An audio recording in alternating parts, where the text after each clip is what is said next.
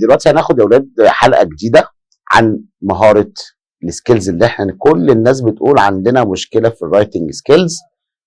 السكيلز اللي هي المهارات، فطبعا عندنا مشكله في الكتابه، ازاي اكتب جمل صحيحه، ازاي ما يبقاش عندي اي مشكله في الكتابه.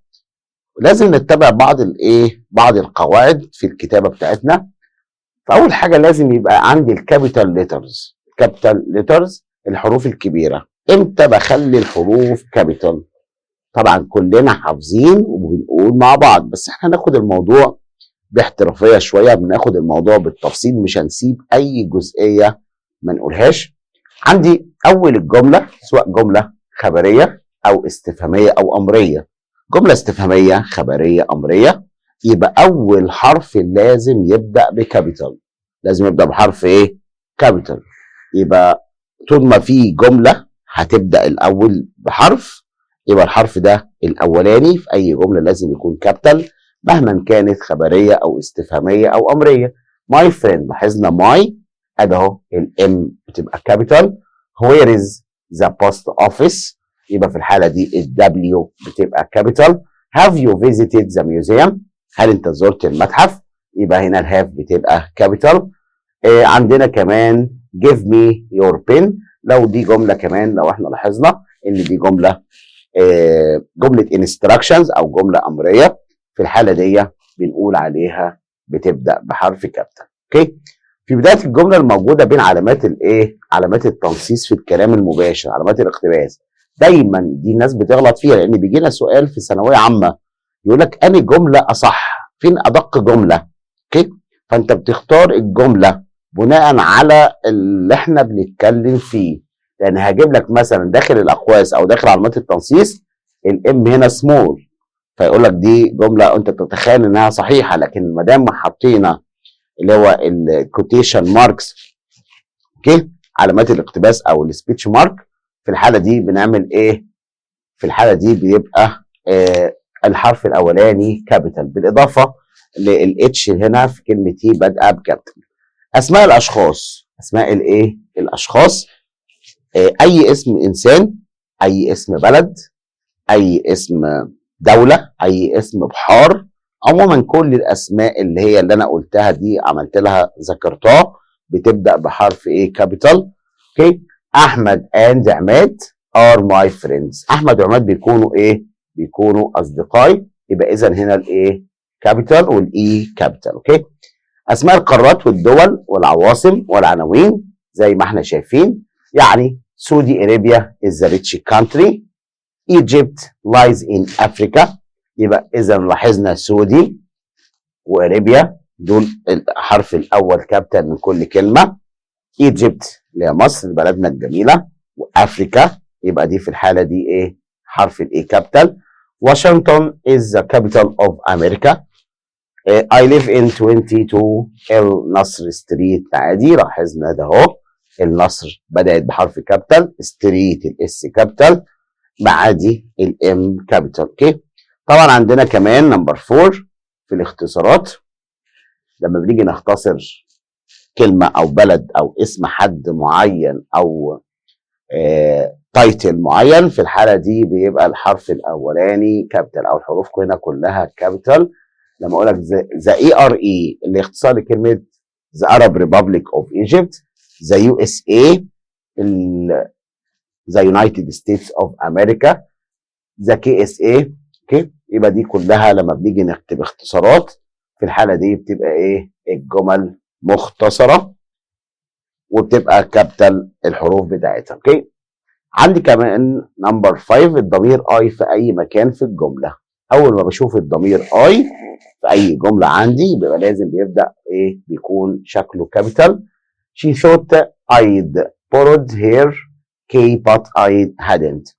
زي ما احنا قلنا من حبه صغيرين، اسماء البحار والبحيرات والجبال والجزر والمحيطات والانهار كل دي بتبقى بحرف ايه؟ بتبدا بحرف كابيتال. اوكي. ذا ريد سي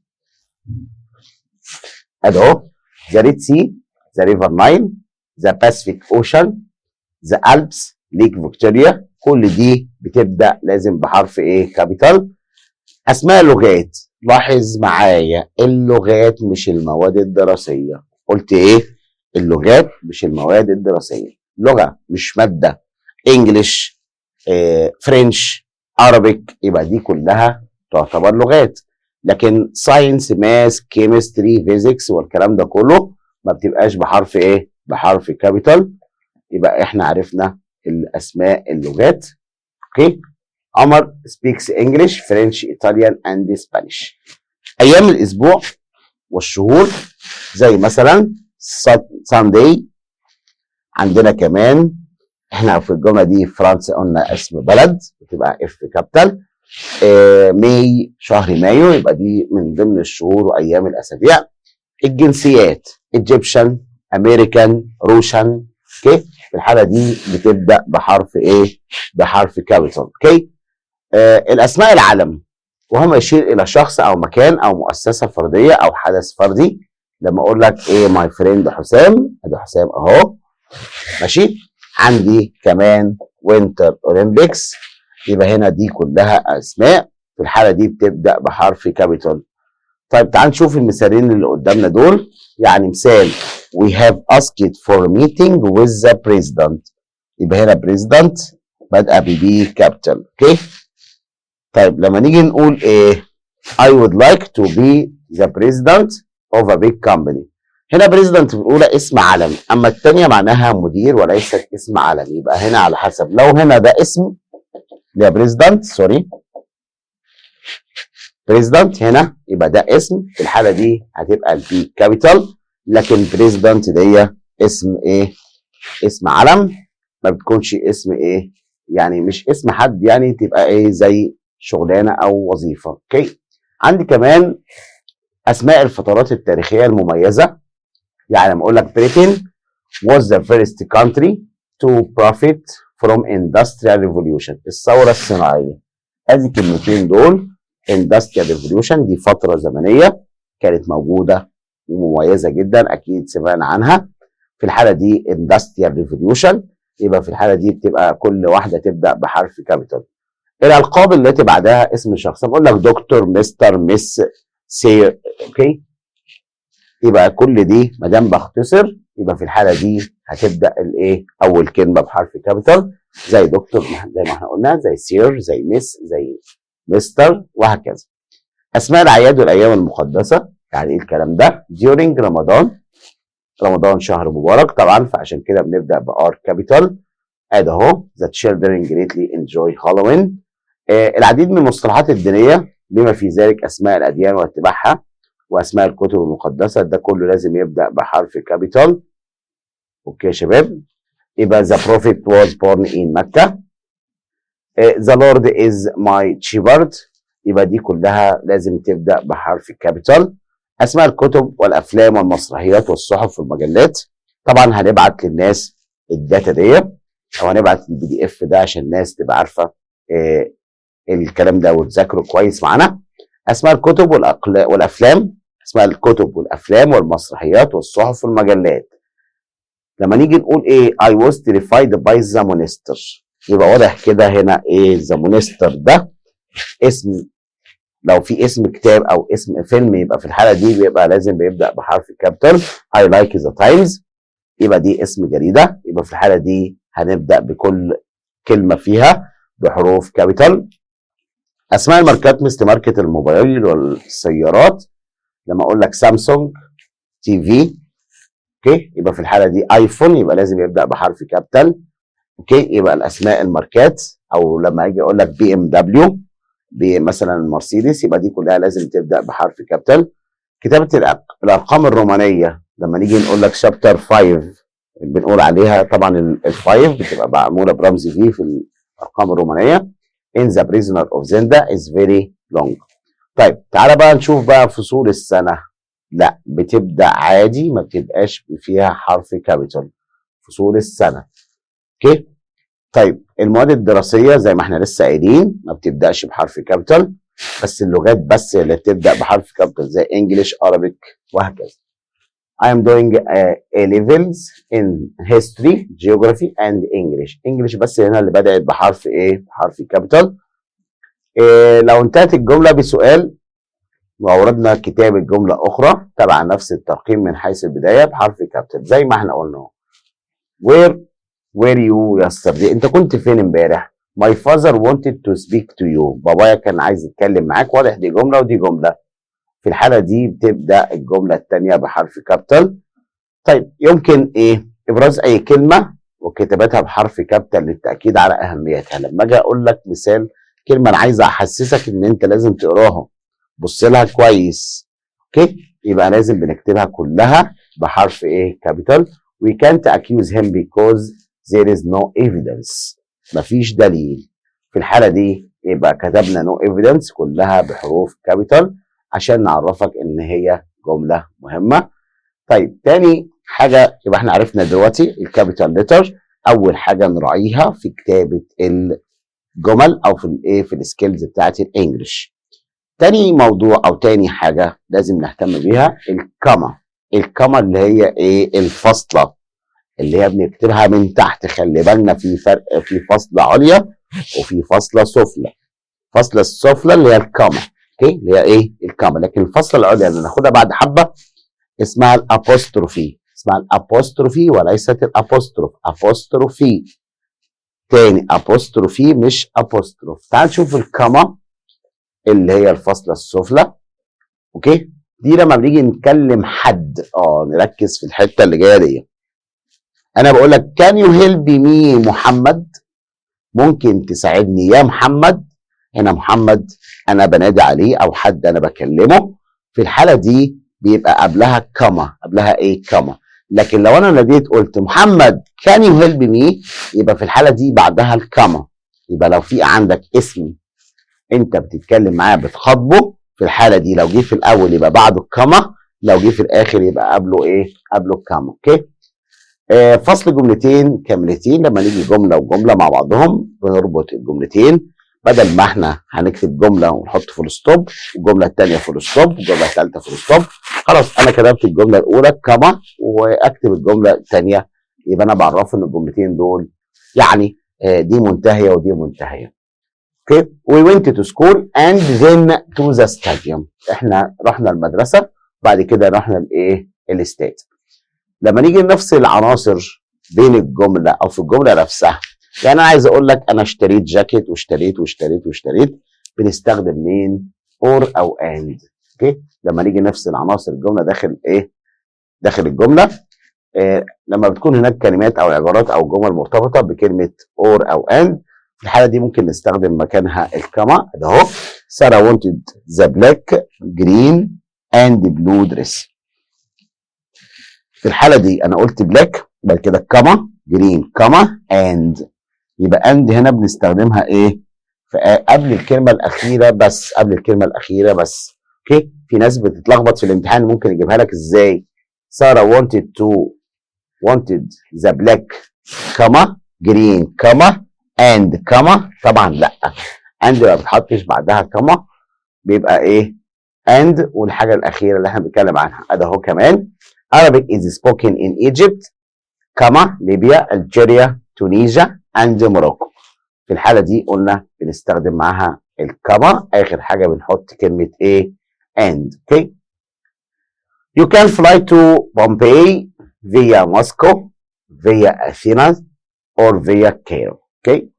احنا قلنا بنستخدم الكما باند او ايه؟ او اور. فصل الارقام والتواريخ. لما نيجي نتكلم عن تاريخ بنكتب التاريخ بالشكل ده اهو. ركزوا معايا. I was born on عشان ده تاريخ كامل قلنا on 9th of August 1990. يبقى هنا بعد التاريخ عموما او بعد الشهر قبل التاريخ مباشرة بنحط ايه؟ بنحط كما. نمبر 5. لما نيجي نفصل عنوان انا بقول لك انا بعيش في القاهره شارع كذا دور كذا. يبقى انا بكتب كل حاجه بالتفصيل.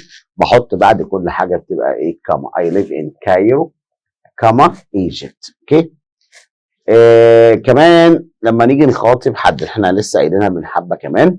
مخاطبه شخص yes sir نعم يا سيد، نعم يس احمد، يبقى نعم يا احمد. اوكي. فصل شخصين او اي عناصر اخرى، بقول لك اي منت علي نوت احمد، انا قصدت علي لكن مش مين، مش احمد. يبقى في الحاله دي فصل شخصين او اي عناصر اخرى. نمبر 8 قبل الجمله المباشر بين الاقواس. دي مهمه جدا، زي اهو شي سيد. بس تركز معايا، شي سيد بعد سيد يبقى لازم احط الكاما. طبعا احنا قلنا ايه السبيتش ماركس، بعد كده لازم حرف الاولاني يبقى كابيتال، واحنا لسه قايلين دلوقتي من شويه. بعد الروابط الزمنيه وعبارات معينه اذا جاءت اول كلام زي ما احنا قلنا قبل كده، كل الروابط دي بيجي ايه بعدها كاما. لما اقول لك شور، بليز، ويل، يس او نو، yesterday، tomorrow، sorry، excuse me، likely، however، وهكذا. دي كلها ايه الاحوال تصف جمله. في الحاله دي بحط ايه معاها كما. ده لو جت اول الكلام يبقى بنحط بعدها الكما. طبعا لو جت زي يستر، اذا مثلا ايه كلمه بليز، لو بليز جت في الاخر بحط قبلها كما، لو جت في الاول بحط بعدها الكما. نمبر 10 قبل الجمله الثانيه في حاله وجود اداه ربط قبل الجمله الاولى. لما يكون في جملتين، في عندك although، الروابط اللي احنا خدناهم زي as soon as و after و before و by the time و while و just as، كل الروابط اللي مقرره علينا بين الجملتين بحط ايه كما. اوكي. although I was ill yesterday I went to school. نمبر 11 احنا لسه قايلين الجمله دي كمان، قبل while و yet و or و but و and. في منتصف الجمله بنحط مين؟ بنحط الكما. my brother is very clever but اهو قبل but بحط ايه؟ بحط كما، ده لو جات في النص. وقبل while وقبل yet وقبل or و and، كل ده بحط قبلهم كما لو جم في النص. you must hand in your essay by Friday or you will receive a mark of 0. قبل وبعد جملة الوصل التي يمكن الاستغناء عنها. يعني مثال مثلا my book which is on the table is really useful. ادي هما جملة الربط. عموما لو انا هتكلم عن اداة ربط معينة بحطها بعد الفعل او بعد الاسم الاول بحط كما، وبين الجملتين بحط ايه كما كمان. علي هو ادي اهو، بعد كده بين الجملتين بحط ايه كما. علي who is my neighbor is really helpful. My father working on the garden is a hard working man. قبل السؤال المزيل، السؤال المزيل عارفينه اللي هو بمعنى أليس كذلك. قبل السؤال المزيل دايما بيكون فيه كما، واحنا عارفين السؤال المزيل قلنا اقصر سؤال في اللغه الانجليزيه، وهيكون لينا حلقه ليه على على الكويستشن تاج، السؤال المزيل. في الحاله دي السؤال المزيل هو اقصر سؤال بنقول بمعنى اليس كذلك، بيتكون من فعل مساعد معكوس وضمير فاعل هنشرحه في حلقه خاصه بيه. كمان عندنا لا يمكن ربط جملتين بكما ولكن بايه اور او اند. لاحظ الفرق بين الكمز وعندي حاجه اسمها inverted كمز، ودي هي ايه الكوتيشنز. طيب في الكما بديل للاند، احيانا هنضطر نوضعها قبل اند لازاله غموض معين. يعني ايه الكلام ده؟ if you want good and cheap stationers you should buy them from سوق الفجاله كارفور and سمير and علي. يبقى في الحاله دي بنستخدم and واند هنا عشان نزاله الغموض، عشان ما يبقاش انت تايه ويعرفك الدنيا ماشيه ازاي. قال لك هنا سمير وعلي محل واحد، ولو حذفنا الكما اللي قبلها كان لكارفور وسمير محل واحد. يعني انا لو شلت هنا كارفور وحطيت عند سمير عند علي، او سمير كما وكمان وسمير وعلي، يبقى انا كده قلت لهم ان سمير وعلي ده مكانين مش مكان واحد. كده مفهومه؟ يبقى دي لازاله الايه؟ لازاله الغموض. لسه قايلين من شويه هنتكلم عن ايه قلناها؟ اسمها الابوستروفي. ايه هي الابوستروفي دي؟ اللي هي الفاصله العليا، الفاصله الايه العليا. دايما الفاصلة العليا تستخدم في الاختصارات. في الايه؟ الاختصارات. جميع الاكزالوري فيرب، جميع الافعال المساعدة لما بنيجي نختصرها بنستخدم الابوستروفي للاختصار فيها. يعني مثلا I am لما اجي اختصرها بقول I am. It is. It's دي اختصار لكلمة it is or it has على حسب الفعل اللي عندي. لو it is يبقى بعدها verb plus ing. لو it has يبقى بعدها past participle. can't دي اختصار لكلمة cannot. want اختصار لكلمة will not. we will اختصار لكلمة we will or we shall. he'd اللي اختصار لكلمة he would أو he had. o'clock اختصار of the clock. they have اختصار لكلمة they have. aren't اختصار لكلمة are not. هالوين اختصار لكلمة ايه؟ هالوين. كمان الابوستروف اس دي تستخدم للملكية. الابوستروفي اس بنستخدمها للملكية. وكمان بنستخدمها لو ما عنديش او لو عندي اسم مفرد او جمع منتهى باس بستخدم الابوستروفي بس مش بحط الاس معاه. تعال ناخد امثلة. we should care for children's health everywhere. احنا قلنا health دي صحة الاطفال يبقى حطينا apostrophe اس. احمد the car was repaired yesterday يبقى في الحالة دي بنحط ايه؟ الابوستروفي اس. لكن لما جملة منتهية باس زي parents سواء مفرد او جمع، زي ولد اسمه فارس، زي بنت اسمها شمس، في الحالة دي بيحصل ايه؟ بنضيف ابوستروفي بس ما بضيفش اس. ابوستروفي بس مش ابوستروفي اس لان هو منتهي باس اصلا. طيب عندنا بقول لك mind your PS and QS. لما نيجي نجمع حرف معين how many S apostrophe S are there in Mississippi. عندي كمان يا شباب بالنسبة للأبوستروفي بنستخدمها ايه في ايه كمان؟ قال لي احيانا يكون الاسم مركب ما بنحطش فيه أبوستروفي بعد الاسم الاولاني. يعني ايه الكلام ده؟ لما اقول لك ريسندلز sister in laws decision، قرار اخت ريسندل was to find him a job. طبعا زي ما احنا عارفين كان لازم يلاقي له وظيفه، يبقى ده قرار مين؟ قرار اخته اللي هي مرات اخوه، يعني دي بنسميها sister in law. اوكي. كمان ما بنحطش apostrophe لو جمعنا التواريخ. لما نيجي نقول لك ايه this research was carried out in the 1970s يقصد بيها فترة السبعينات، يعني من سنة 70 لغاية 79. لكن في الانجليزي في الامريكان في الاكسنت الامريكان لا بنحط الابوستروفي اس. يبقى ده الفرق بين البريتش والايه؟ الامريكان.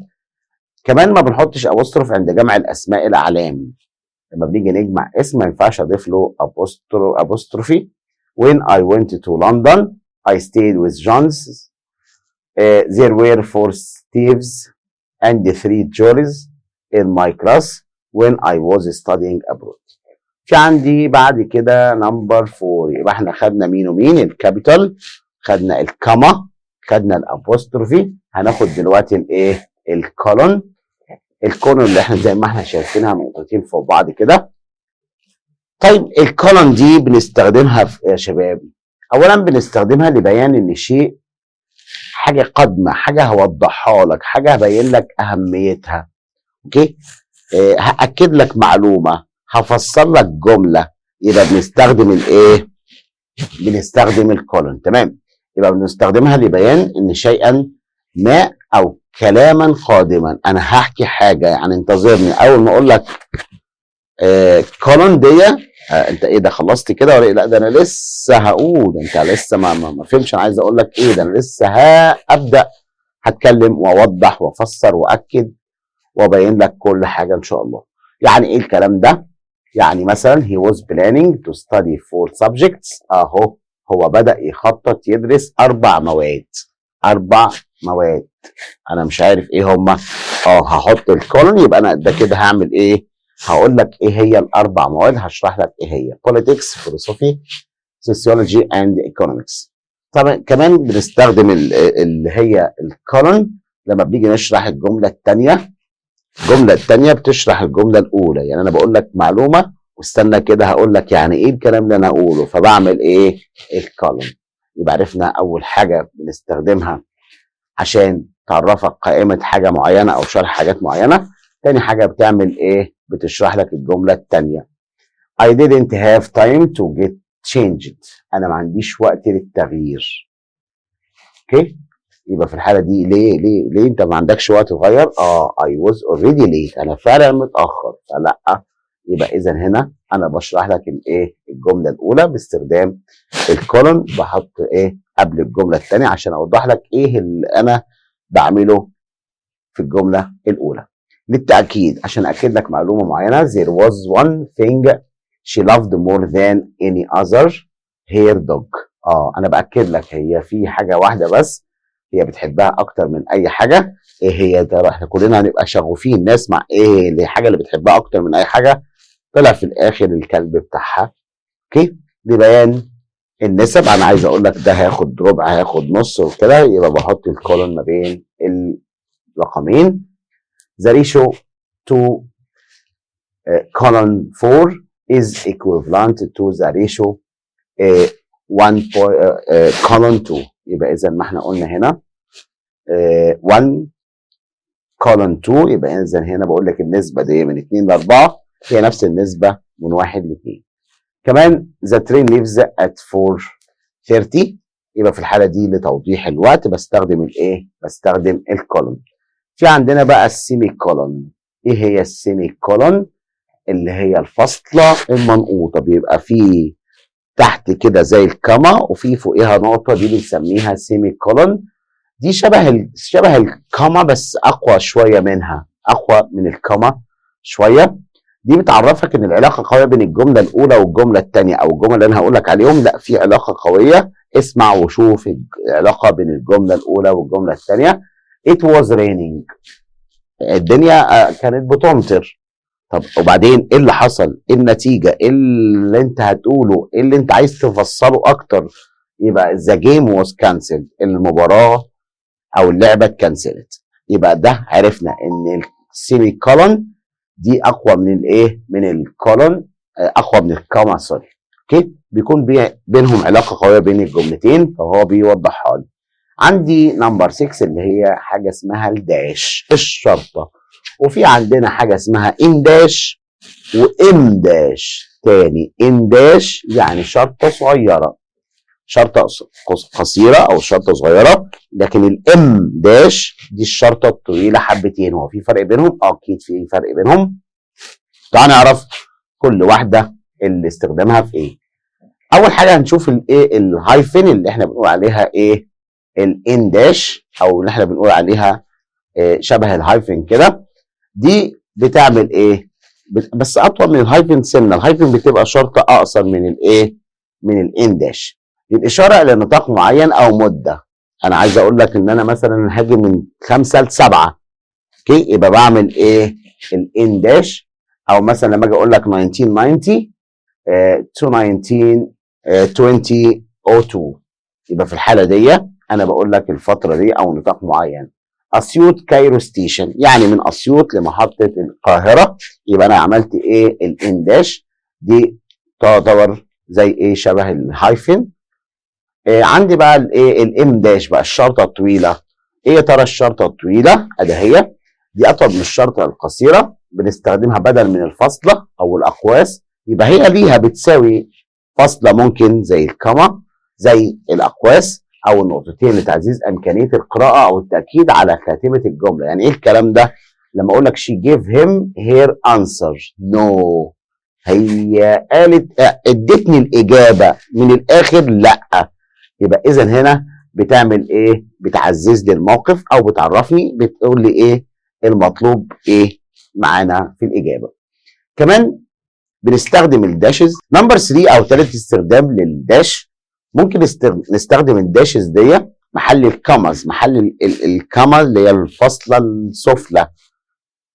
لما بنيجي نكتب كتابه غير رسميه، انا بكتب لصاحبي فمش فارقه كتير بقى الموضوع، عشان نسهل القارئ متابعه الافكار. انا بكتب لواحد صاحبي هو هيفهمني من غير ما احط اي حاجه، لا بس لازم نعرفه اللي هو استخدامات اللي هي الرايتنج سكيلز. Crime costing the city millions of dollars each year must be reduced. اوكي؟ الجريمه بتكلف ملايين، من الدولارات كل سنه، لازم ان احنا ايه نقللها شويه. يبقى عرفنا ادي هو حطينا الايه الام داش. اوكي. crime which weakens our city must be reduced. Our bike to work program will reduce traffic. Something everyone wants. اوكي. ده بالنسبه لمين؟ عايزين ناخد الهايفن. ايه الهايفن؟ اللي هي الوصله، بس بتبقى اصغر شويه من الداش. طيب الهايفن دي بنعملها ايه؟ بنربط كلمتين، ودايما بتبقى ايه؟ دايما بتبقى في مصطلحات لازم نبقى عارفينها. مصطلح مركب ما ينفعش نعمل ايه مسافه ما بينها فاضيه ولا نعمل مكانها داش. فالهايفن دي زي مثلا اقول لك ايه؟ بارت تايم يعني وقت اضافي، باك تو باك. اوكي. ويل نون معروف، سيستر ان لو، كل دي تعبيرات ومصطلحات متفقين عليها بيبقى في بينهم ايه؟ في بينهم هايفن. هاف براذر والى اخره. كمان يبقى في اي مشكله؟ ده بالنسبه لمين؟ للهايفن. عندنا الانفيرتد كوماس. الانفيرتد كوماس دي علامه الاقتباس او التنصيص اللي احنا بنقول عليها كوتيشن ماركس او سبيتش مارك. كل ده اللي هي الانفيرتد ايه؟ انفيرتد كوماس. دي بنستخدمها ايه؟ في الجمل المقتبسه، الكلام الكلام المباشر، الكلام اللي هو المباشر، وده دايما بيكون بتبدا بحرف كابيتال اللي احنا لسه واخدينها من شويه. Don't go outside she said. هي قالت ما تخرجش بره. كمان في عندنا علامه اخرى مفرده، يعني ممكن زي ما احنا شايفين الاقواس دي معموله ازاي. ممكن نحط ايه؟ الانفيرتد كوماز، ممكن احط واحده بس وتستخدم الاقتباس داخل الاقواس. يعني انا عملت قوس وعايز اعمل قوس داخل القوس، لا ممكن اعمل ايه؟ الانفيرتد كوماز، بس ايه؟ بتبقى بالشرطتين بالشكل اللي احنا شايفينهم ده. احمد told me I saw علي at the playground. احمد قال لي ان هو شاف علي في الملعب او في الفناء. and said to me، وقال لي كمان رامي traveled abroad، ورامي سافر الخارج. and I believed him، وانا صدقتهم او انا صدقته. عندنا كمان حاجه اسمها البراكتس، الاقواس. ايه الاقواس دي بقى؟ زي ما احنا شايفين كده في الصوره. الاقواس دي بنسميها البراكتس او برنسز. بتختلف الفكره المركزيه للجمله، ودايما بتكون فكره جانبيه او بيشرح ظرف معين. انا بشرح لك معلومه فانا بحط لك الكلام داخل ايه؟ براكتس عشان اوضح لك المعلومه اكتر. يعني كرايم، ايه الكرايم دي؟ ايه الجريمه اللي هيتكلم عنها؟ هقول لك الجريمه اللي انا هتكلم عنها burglaries and robberies must be reduced. لما اقول لك the bike to work program، مشروع العجله للعمل، واضح كده ان ده في مشروع. وضح لي اكتر شويه، هعمل لك اللي هو ايه؟ البراكتس. a project of transportation department will reduce traffic. يبقى عرفنا ان هو مشروع الرحيل او السفر او نقل المواصلات باستخدام الدراجات، ده هيقلل ايه؟ ازدحام المروري. في حاجه عندنا اسمها الاليبسز اللي هي علامات القطع اللي احنا زي ما احنا شايفينها. دي بيكون على الاقل خالص بيكون في 3 علامات. هو احيانا بنسميها استريسك اللي هي بيكون فيها 3 نجوم. دي بتستخدم لحروف، بين حروف معينه او كلمات محذوفه. انا هحذف حاجه معينه فانا بحط لك يا اما ايه؟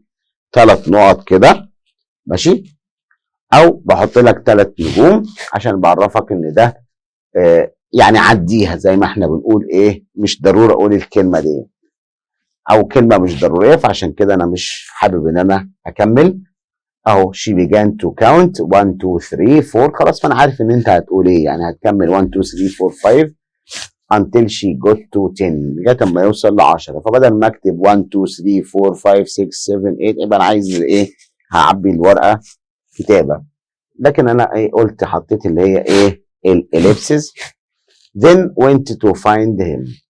when Newton stated an object at rest stays at rest, an object in motion stays in motion. طبعا هو بيقول لك الحركه والكلام ده، فبدل ما يقعد يحكي كتير حركات فطبعا ايه؟ بدأ يحط ايه؟ الاليبسز. عندنا الحاجة اللي احنا عايزين نتكلم عنها الفول ستوب، هي النقطة بنسميها البوينت، بنسميها البيريود. دي كلها علامة التوقف أو النقطة اللي احنا زي ما بنقول عليها.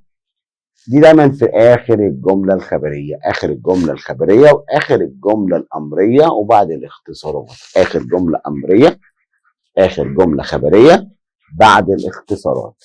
أده أهو the boys are playing give me the blue dictionary مستر أو ARE. يبقى في الحالة دي بنستخدم مين؟ الفول ستوب أو البوينت أو البيريود. أوكي. عندي الكويستشن مارك، دي معروفة يا مستر أيمن، ما دام علامة استفهام يبقى نهاية سؤال. نهاية إيه؟ سؤال. have you finished writing؟ هل أنت خلصت كتابة؟ كمان ممكن نستخدمها زي ما احنا قلنا كده في ايه؟ في الكلام الدايركت، الكلام المباشر في نهايه الاقواس، بعد نهايه القوس، بس دايما بتكون داخل القوس، داخل الايه؟ القوس. She asked are you happy to be home؟ where did you go yesterday؟ هنا لاحظنا ان دو ممكن نستخدمها كفعل امر وممكن نستخدمها كفعل مساعد، بس في الجمله دي هنا ايه؟ جمله امريه، عشان كده استخدمناها في الاول وكتبناها كجمله امريه، عشان كده استخدمناها حطينا فول ستوب في الاخر. اوكي، عشان كده ايه؟ استخدمناها كجمله امريه. اعمل واجبك، اعمل التمرينات دي مده the first two exercises for homework. اوكي، يبقى هنا اعمل اول تمرينين كواجب ليك. في الحاله دي ما دام دي جمله امريه فنستخدم الفول ستوب مش الكويستشن مارك. He asked me what I was doing.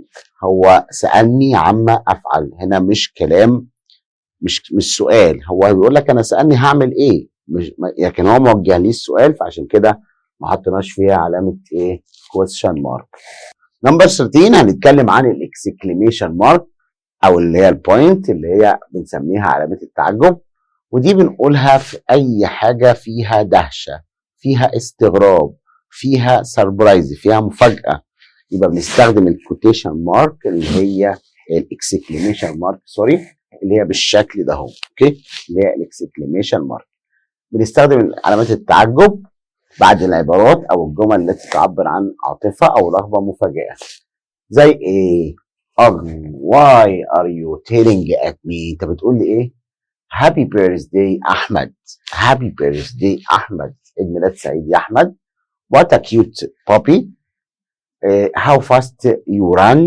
okay, you are such a liar. كمان قلنا علامات التعجب اللي هي exclamation mark.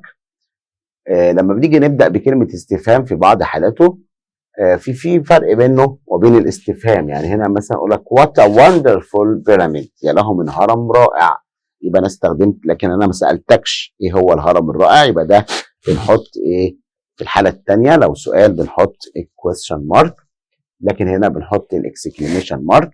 عندي كمان السلاش اللي هي الشرطه المايله، دي بتفصل ايه؟ دايما لما بنيجي ايه نكتب ويب سايت معين بنحط ايه؟ بنحط سلاش، ودي دايما بنستخدمها فين؟ في المواقع وفي الكسور الحسابيه. يعني مثلا HTTP، بعد كده بنقول كولون، بعد كده 2 سلاش، بعد كده www.example.com. طيب لما نيجي نقول ايه الكسور الحسابيه، انا عايز اقول لك تلت وربع وخمس وحاجات زي كده، يبقى بنعمل 1/3 وبننطقها 1/3. 1/3. بالنسبه لفصل الشهور عن السنين او في التواريخ عموما لما نقول 12/9/2021. بالنسبه للاختصارات WO اللي اختصار لكلمه without، NA or NA اللي هي not applicable or not available، 80 meals hour يبقى 80 meals per hour يعني 80 ميل في الايه؟ في الساعه. تعالى بقى نشوف بعض الاختلافات ما بين البنكتويشن في البريتش والامريكان. البنكتويشن في البريتش والامريكان اللي هو البريطاني والانجليزي. العادي بتاع امريكا البريتش اقول الجزء ده تاني.